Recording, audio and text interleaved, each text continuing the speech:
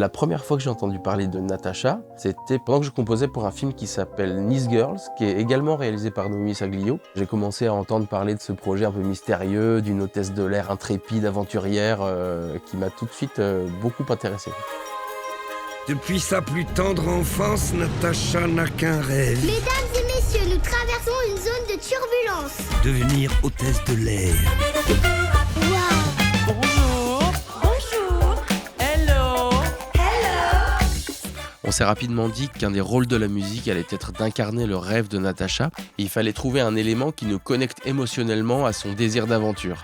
Moi, j'avais en tête des voix féminines un peu dans l'esprit de ce que faisaient les Swingle Singers dans les années 60.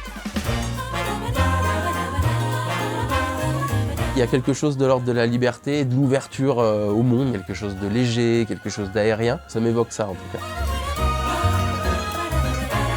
La volonté de Noémie a été tout de suite de ne pas faire beaucoup de références historiques. Et elle s'est autorisée, elle, à la réalisation des anachronismes et des incongruités comme ça. Donc dans la musique, la première indication très claire a été ne pas enfermer la musique dans une époque donnée.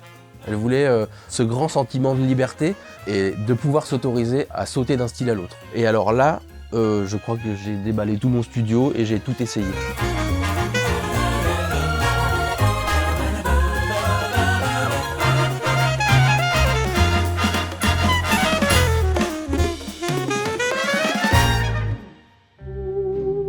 Ça fait partie des libertés qu'on a pu s'autoriser. On a utilisé un thérémine pour incarner un personnage en décalage lui aussi, qui voit des interventions aliens partout. Donc on a carrément pu aller chercher des instruments très colorés, très particuliers comme le thérémine. La scène qui m'a le plus plu, en tout cas la première qui me vient à l'esprit, c'est le climax final. Ça canarde dans tous les sens, scène d'action. Et ça, pour moi, en tant que spectateur, c'est les moments de frisson, c'est les moments d'exaltation. Est-ce qu'ils vont s'en sortir? Est-ce qu'ils vont s'en sortir? Est-ce qu'ils vont s'en sortir? Tout nous montre que non, et finalement si.